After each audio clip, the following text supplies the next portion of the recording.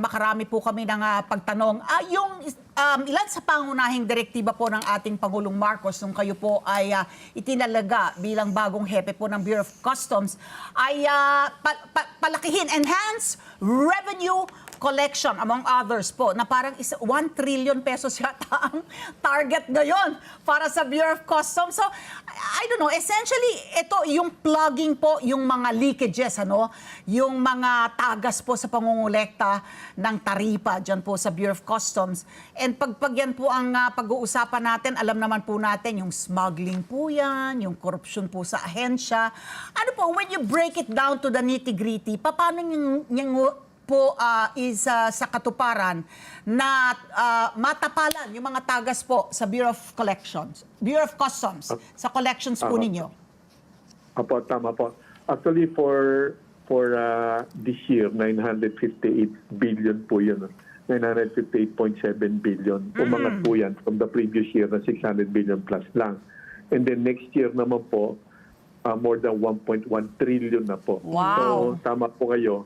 Matinding target po yan. Ngayon, ang paniniwala ko talaga, bukod doon sa makikiusap tayo at hihigpitan po natin yung mga proseso, bukod po doon, ang importante ho talaga, ma-digitalize na po natin.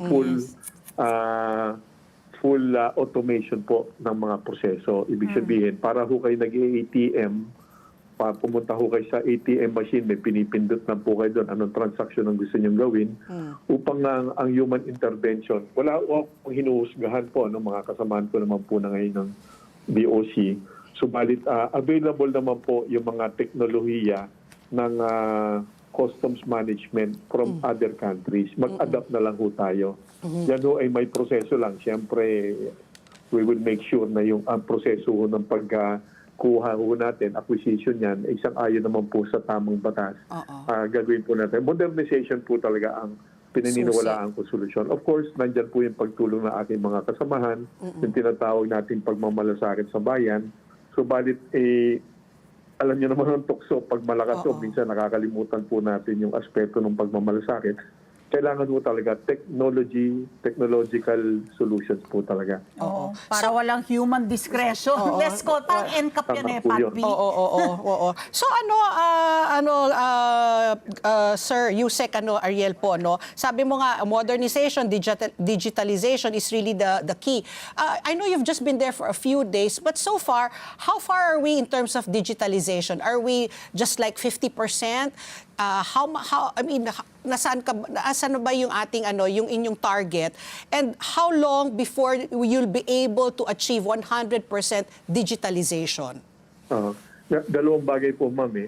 Kung pagbabasihan po natin yung technical status, siyempre iba-iba po yan. Kaya lang ako, ang magiging sukutan po na tama, hanggat naririnig po natin ngayon po, narinig po natin, kaya na rin po may sabi na marami po mga alegasyon, mga naiulat na mga problema po sa smuggling.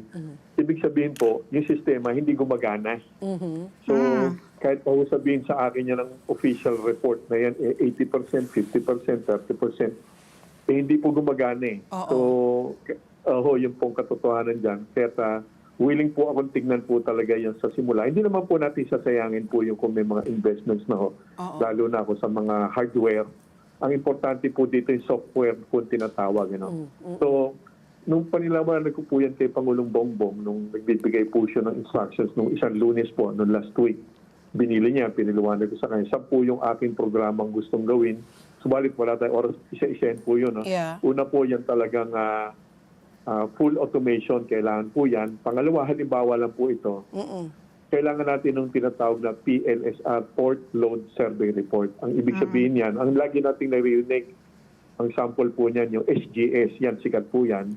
Pero meron naman pong 7 hanggang 8 pong sikat ng mga third-party service providers. Isa lang po ang SGS. Ganito po yan.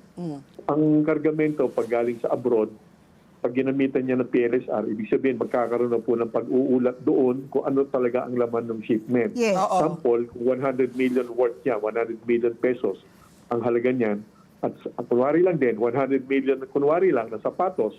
Pagdating sa Pilipinas niyan, nauna pa sa kanila yung electronic submission po ng PLSR, nandito na sa system natin. Pagdating dito, yung 100 million pesos, hindi na magiging 80 million. Ah, Yung 100 nababawasan. million na volume o units, hindi na magiging 80 million din. So walang magkakaroon ng palitan po ng value at ng quantity dahil po sa PLSR. Third party po yan, hindi po pamahalan po yan.